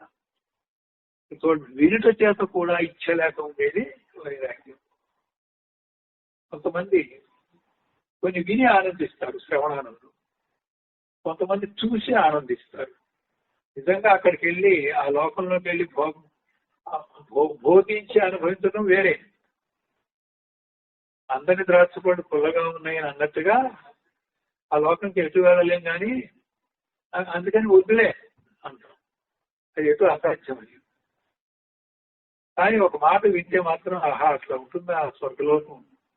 ఆ మేనక, ఊర్వశి, రంభ, ఆ దేవతలు సంకల్ప మాత్రాన వాళ్ళ కోరికలన్నీ తీరుతాయట కదా. మానవ లోకంలాగా కష్టపడక్కర్లేదట కదా, శ్రమోత్సక్కర్లేదట కదా. ఒకసారి ఫలితం ఉండకపోవచ్చు మానవ చేసే కర్మలు.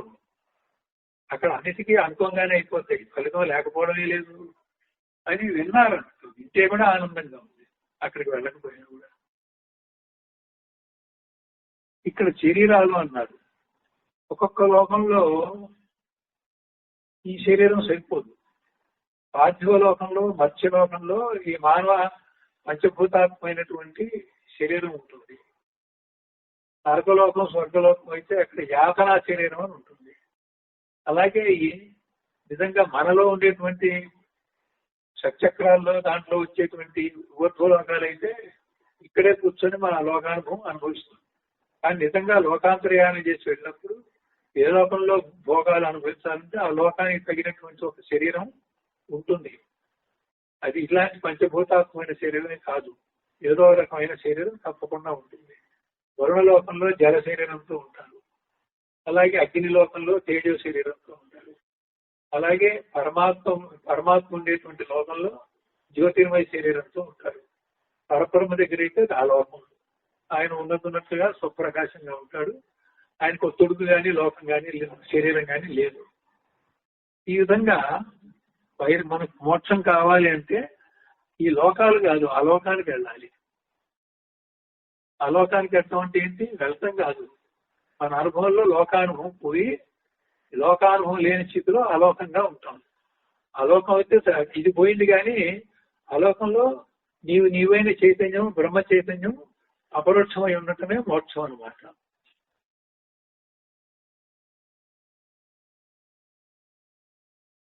ఇరవై 22వ శ్లోకం. విరజ్య విషయ వ్రాతాదోష దృష్ట్యా ముహుర్ముహు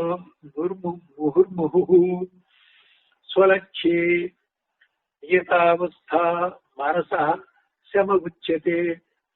విరజ్య విషయ వ్రాతాదోష దృష్ట్యా ముహుర్ముహు స్వలక్ష్యే నియతావస్థా మనసః శమగుచ్యతే. పదవిభజన. విరజ్య విషయవ్రాతాత్ దోష దృష్ట్యా ముహుః స్వలక్ష్యే నియతావస్థా మననః శమః ఉచ్యతే. విషయవ్రాతాత్, విషయ శబ్దాది ఇంద్రియముల యొక్క విషయాలంటే శబ్దస్పర్శ రూపరస గంధములు, వాటి యొక్క స్రక్చంద్రాది విషయములు. స్రక్ చందనాది అంటే పూలు గాని, గంధం గాని, సుగంధ వాసనలు గాని, ఇలాంటివన్నీ కూడా కొంతమంది విలాస పురుషులు. ఇవి మన కాలంలో అయితే అత్తర్లు, సెంట్లు ఇవన్నీ రాసుకుంటూ ఉంటాం. అప్పుడు పూర్వం గంధం రాసుకునేవాడు. ప్రాతాత్ సమూహము నుండి దోష దృష్టి చేత ముహుర్ముహు మాటి మాటికి విరక్తి చెంది స్వలక్ష్యే తన లక్ష్యమునందు అంటే బ్రహ్మ జిజ్ఞాసయందు, బ్రహ్మ లక్ష్యమందు ఆ గమ్యము చేరటానికి తగినట్లుగా మనస్సు యొక్క నియతావస్థ చెలించని యునికి ఏది కలదో అది ఏ శమః, దానినే శమము అంటారు. ఉచ్యతే చెప్పబడుతున్నది. తాత్పర్యం శమాది సత్య సంపత్తి వివరణము. శమమనగా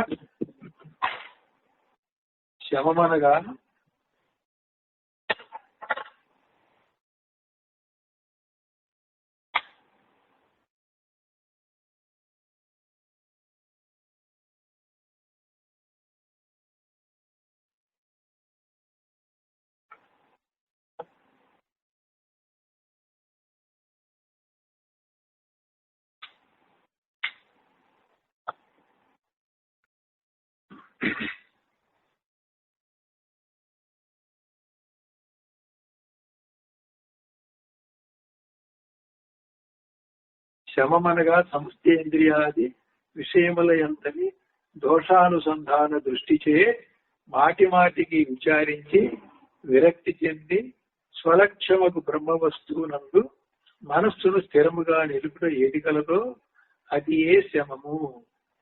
అంతరేంద్రియ నిగ్రహం అనున్నది అది ఏ సుమా. క్షమాది సుఖ సంపత్తి అంటే శమము, దమము, ఉపరతి, తితిక్ష, శ్రద్ధ, సమాధానం అని 6 ఉన్నాయి. అందులో ఇప్పుడు శమము గురించి చెప్తున్నాం. శమం యొక్క వివరణ ఏమిటంటే, శమం అంటే సమస్త ఇంద్రియాల విషయాలు అంటే జ్ఞానేంద్రియాలకు సంబంధించిన విషయాలన్నీ కూడా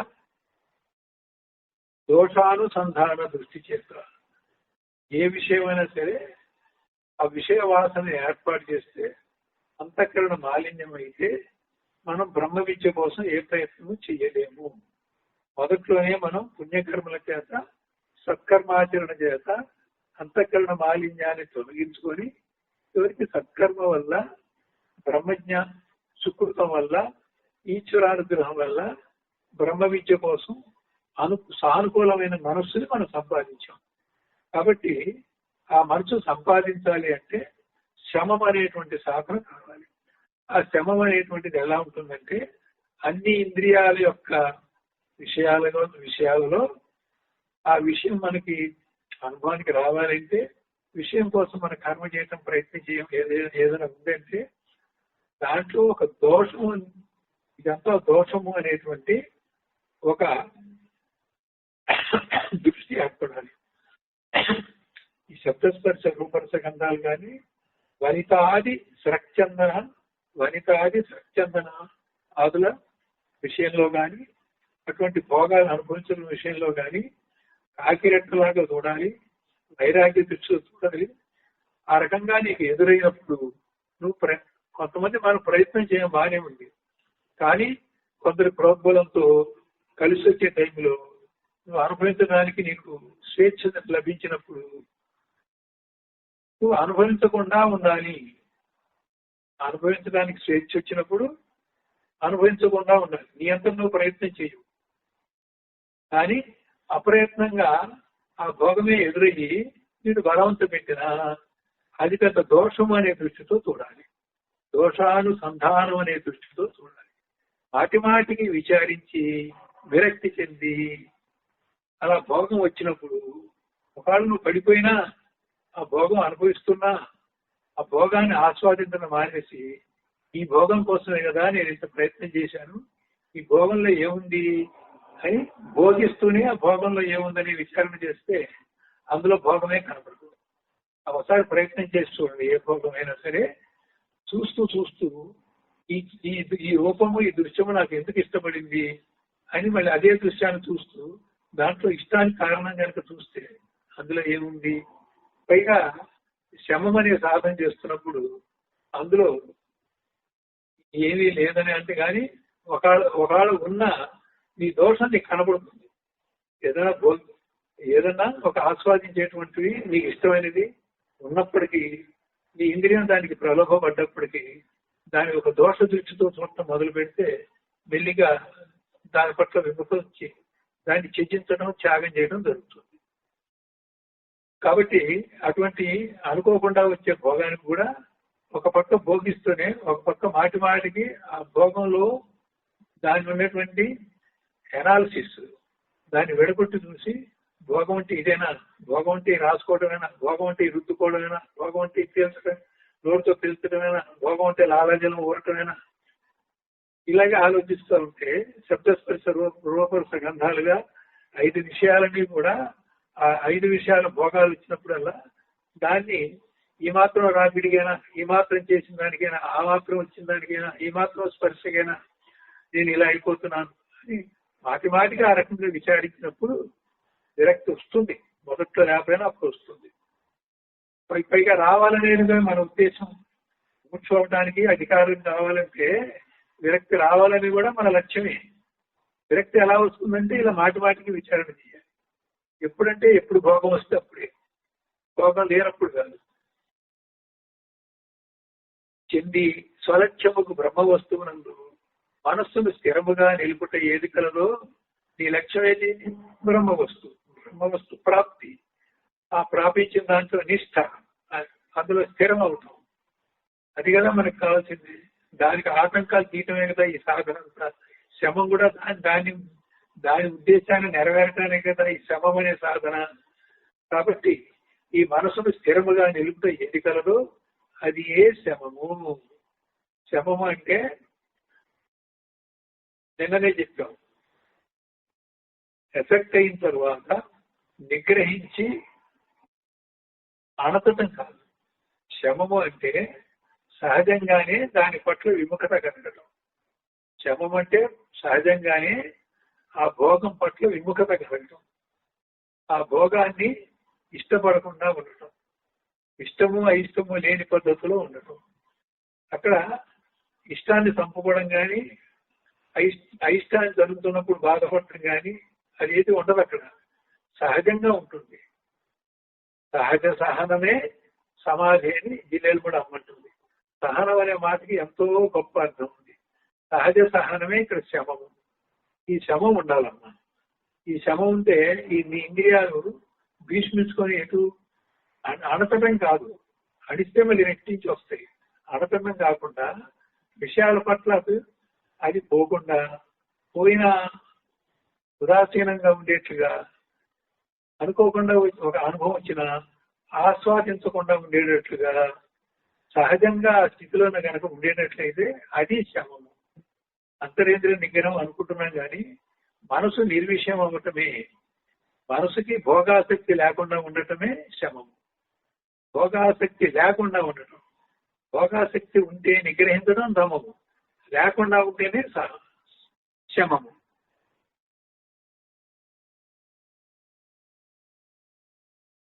ఇరవై 23వ శ్లోకం. విషయేభ్యః పరావర్త్య స్థాపనం స్వస్వగోళకే ఉభయేషామీంద్రియాణాం సదమః పరికీర్తితః. విషయేభ్యః పరావర్త్య స్థాపనం స్వస్వగోళకే ఉభయేషామీంద్రియాణాం సదమః పరికీర్తితః. పదవిభజన. విషయేభ్యః పర్యావర్త్య పరావర్త్య తాపనం స్వస్వగోళకే ఉభయేషాం ఇంద్రియాణాం సహ దమః పరికీర్తితః. టీకా. విషయేభ్యః ఆయా విషయముల నుండి పరావర్త్య మరలించి ఉభయేషాం రెండు విధములైనటువంటి ఇంద్రియాణం ఇంద్రియముల యొక్క స్వస్వగోళకే తమ తమ స్థానముల యందు స్థాపనం ఉంచుట ఏది కలదో సహా అది దమః దమముగా పరికీర్తితః చెప్పబడుతున్నది. తాత్పర్యం: జ్ఞానేంద్రియ కర్మేంద్రియములను తమ తమ విషయముల నుండి వెనుకకు మరలించి తమ గోళకమునందు అనగా తనకు అధిష్టానముకు బ్రహ్మమునందు నిలుపుటయే దమమనబడును. ఇంద్రియాలు ఎక్కడి నుంచి పనిచేస్తాయి?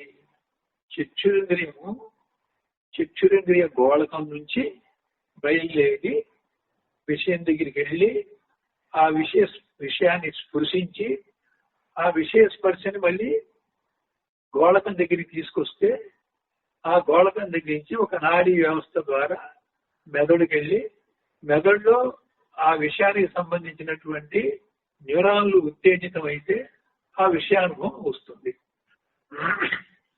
అంటే మనసులో ఒక ఆసక్తి కలగంగానే ఒక రూపాన్ని చూడాలనుకున్నప్పుడు చక్షురింద్రియ గోళకం దగ్గరికి వచ్చి ఆ మనసు మళ్ళీ ఏం చేస్తుంది? ఆ విషయం ఎక్కడుందో అక్కడ దాకా వ్యాపించి వెళ్ళి విషయాన్ని స్పృశించి విషయాన్ని తన గోళకం దగ్గరికి తెచ్చుకొని గోళకం ద్వారా మనసుకి చేరేస్తుంది. ఇప్పుడు ఏమంటున్నారంటే గోళకం దగ్గర నుంచి విషయానికి వెళ్లకుండా ఒకవేళ విషయానికి వెళ్తే దాని గోళకం దగ్గర స్టాప్ చేసి మనసుకి తీసుకెళ్తుంది. కన్ను దాకా వస్తే వచ్చింది, దాని మనసుకి చేరేయద్దు. ఒక శబ్దం విన్నావు, శ్రోత్రేంద్రియ గోళకం దగ్గర నుంచి శబ్ద తరంగాలు స్పృశించి మళ్ళీ గోళకం దగ్గరికి వచ్చి అది మనసుకు అందిస్తుంది, మనసు ఆస్వాదిస్తుంది. ఇప్పుడు దమం అంటే ఏమిటి? అనుకోకుండా విన్నావమ్మా, ఆ విన్నది శ్రోత్రేంద్రియ గోళకం దగ్గర నిలిపోయి ఆ గోళకం దాటి మనసు దాకా రానియద్దు. అది అక్కడ చెప్తున్నారు. గోళకం అంటే మనకు పంచీకరణలో గోళకాలు అంటాం. గోళకాలంటే ఏ ఇంద్రియాలు ఎక్కడి నుంచి పనిచేస్తాయో ఆ పనిచేసే అవయవాన్ని ఆ స్థానాన్ని గోళకం అంటారు. గోళకం మన అవయవమే. కన్ను, చెవు ఇవన్నీ కూడా మన అవయవాలే. సూక్ష్మంగా ఆ అవయవాల్లో ఆ స్థానంలో దానికే గోళకం అని పేరు. ఆ గోళకంలో ఒక ఇంద్రియం అక్కడ ఈ గోళకాన్ని పనిముట్టుగా వాడుకుంటుంది. ఒక యాంత్రిక నిర్మాణాన్ని ఆశ్రయించి ఆ ఇంద్రియం పనిచేస్తుంది. చెవు దగ్గర ఉన్న నిర్మాణము శ్రోత్రేంద్రియానికి పనికొస్తుంది. కన్ను దగ్గర ఉన్నటువంటి నిర్మాణము చక్షురేంద్రియం పనిచేయడానికి పనిచేస్తుంది, ఉపయోగపడుతుంది. అలాగే నాలుక లోపల రుచులకి కొన్ని గ్రంథుల యొక్క సంకోచ వ్యాకోచాలతో ఆ రుచి షడ్రుచులు తెలియబడతాయి. ముక్కులో కూడా కొన్ని గ్రంథులు ఉంటే ఆ గ్రంథుల యొక్క వికాసము ఆ విచ్చుకోవడం వల్ల అక్కడ వాసనలు గ్రహించడం జరుగుతుంది. చర్మం కూడా స్పర్శకి చర్మం కొన్ని కనబడేట నున్నగా ఉండటం కాకుండా దీంట్లో కొన్ని గ్రంథులు ఉన్నాయి. ఆ గ్రంథులు విచ్చుకోవడం కానీ ఒక్కొక్కప్పుడు మనకు తెలుసు వెంట్రుకలు నిక్కపడుచుకోవడం కానీ ఇవన్నీ జరుగుతూ ఉంటాయి. అంటే ఆ గ్రంథుల యొక్క వ్యాకోచం కానీ కుచించుకోవడం కానీ జరుగుతుంది. అప్పుడు కొన్ని స్పర్శలను బట్టి అలా స్పందిస్తుంది. అదే చర్మం దగ్గర ఆపాలి కానీ ఈ స్పర్శ జ్ఞానం మనసు దగ్గర కాదు. అలాగే ఇవాళ మైథునము చేస్తుంది. ఆకలి, నిద్ర, భయం, మైథునం కూడా అక్కడ ఏ గోళకం అయితే ఉందో ఆ గోళకం వరకే ఆ పని చేయాలి కానీ ఆ గోళకం దగ్గర మనసుకి తీసుకెళ్లి ఆస్వాదించకూడదు. ఈ రకంగా దమము అంటే ఇదనమాట. అసలు ముందు వాడకూడదు.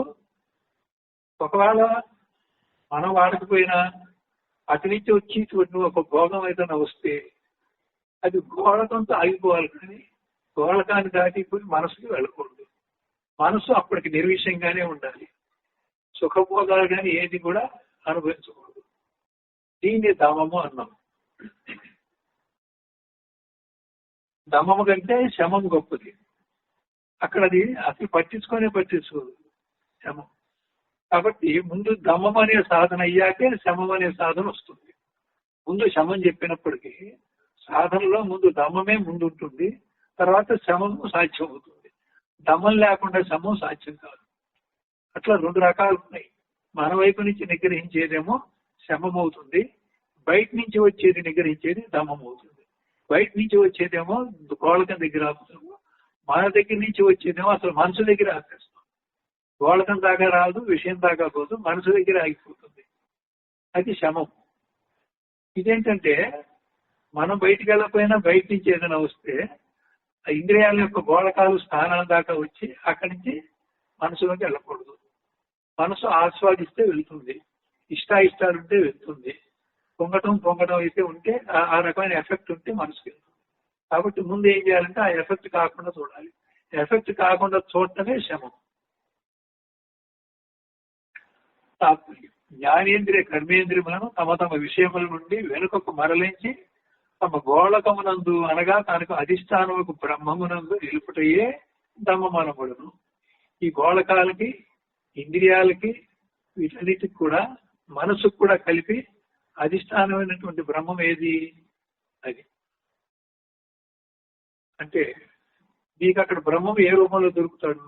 ప్రజ్ఞానం బ్రహ్మ. ఈ మనసు కావల నిశ్చల బుద్ధిలో ప్రజ్ఞానం అనే రూపంలో ఆ బ్రహ్మం ఉంటాడు. కాబట్టి బుద్ధి పరిధిలో నిశ్చల నిర్మల బుద్ధితో విషయాలన్నీ గోళకాల దగ్గర స్టాప్ చేసి మనసుని నిర్విషయం చేస్తే బుద్ధి ప్రజ్ఞామయం అవుతుంది. ఆ ప్రజ్ఞలో నిశ్చితవడమే, ఆ ప్రజ్ఞలో నిలపడమే. ఇంకా పై అర్థం చెప్తున్నాం. నిత్యానిత్యం కూడా బ్రహ్మసత్యం జగన్విద్య దాకా తీసుకెళ్ళాం, పిండాండం దగ్గర మొదలుపెట్టి. అలాగే ఇక్కడ కూడా పిండాండంలో జ్ఞానేంద్రియ కర్మేంద్రియాల యొక్క గోళకం అని చెప్తూ చివరికి ఎక్కడ దాకా తీసుకెళ్ళామంటే ఈ ఇంద్రియాలన్నీ కూడా పూర్తిగా బహిర్ముఖంగా ఉన్న దాన్ని విరమించేసి అంతర్ముఖంలో బ్రహ్మయందు నిలబడమే దమ్మం. కాబట్టి ఎవరైతే బ్రహ్మమందు ఇంద్రియాలని బహిర్ముఖం నుంచి విరమించి అంతర్ముఖం చేసుకొని విషయాల్ని జల్లెడబట్టి మనసు దాటి బుద్ధి దాకా పోనీయకుండా నువ్వు బుద్ధి పరిధిలో ప్రజ్ఞాన బ్రహ్మగా ఉంటే అది దమం. 24వ శ్లోకం. బాహ్యానా అనాలంబనం వృత్తేరేషో పరతిరుత్తమః. బాహ్య అనాలంబనం వృత్తేరేషో ఉపరతి ఉత్తమా. పదవిభజన. బాహ్య అనాలంబనం వృత్తే ఏషా ఉపరతి ఉత్తమా. టీకా.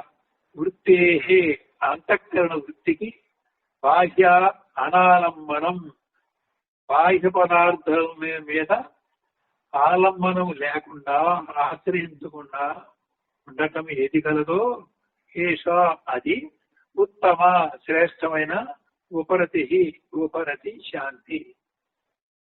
ఇక్కడ ఉపరతికి 2 అర్థాలు ఇచ్చినాయి.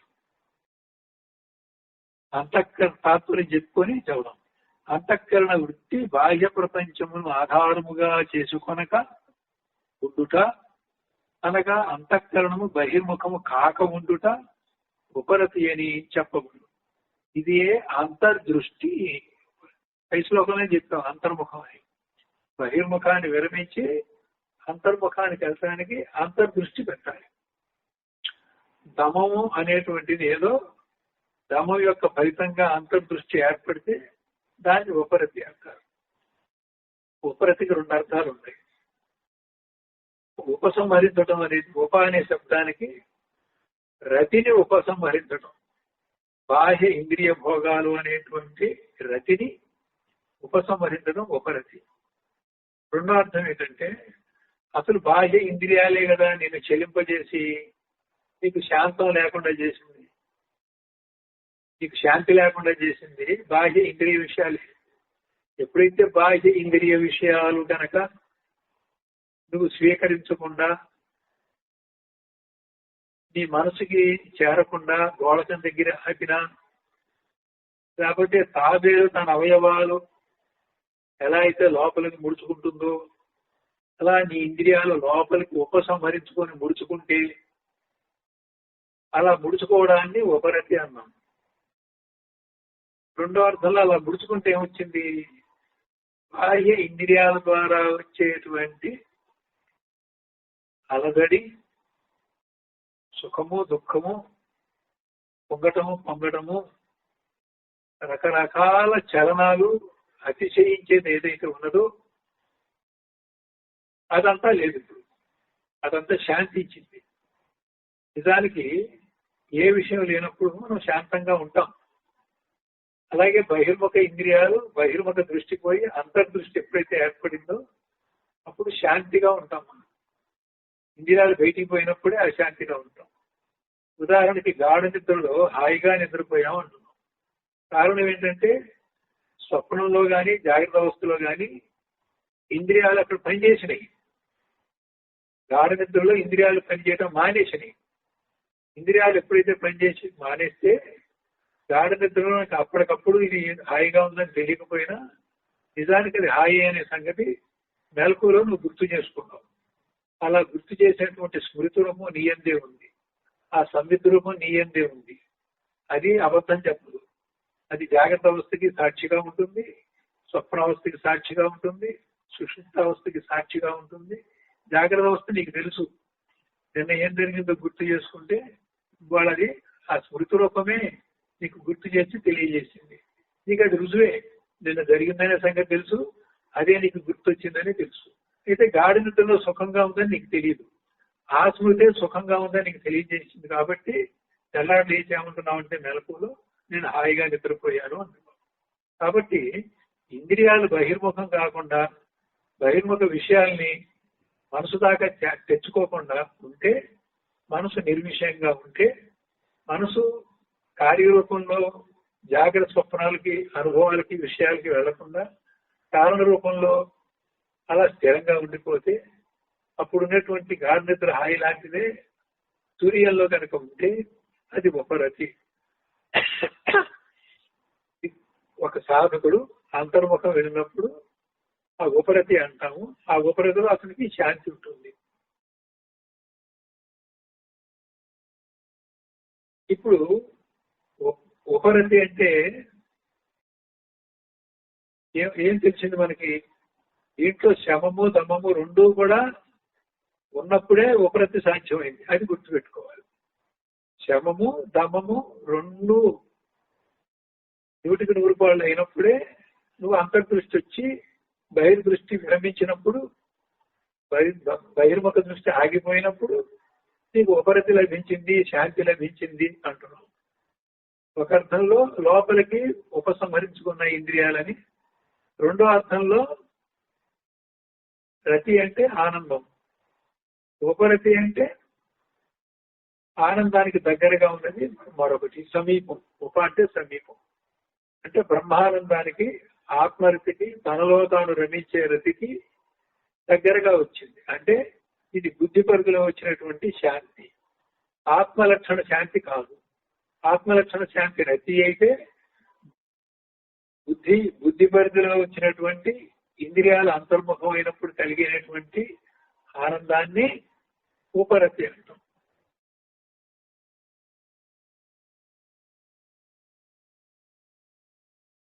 ఇక్కడికి 24 శ్లోకాలు అయినాయి. 25వ శ్లోకం రేపు.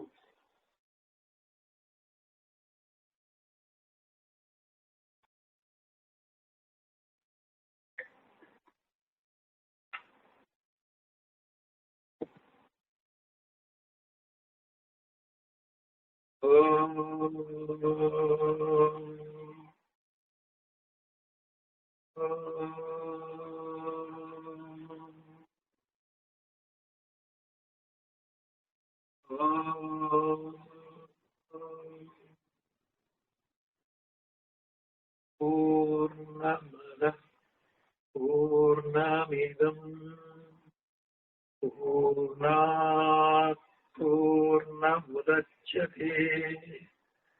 पूर्णस्य पूर्णमादाय पूर्णमेवावशिष्यते। ॐ तत्सत्। ॐ शांति शांति शांति। हरि ओम।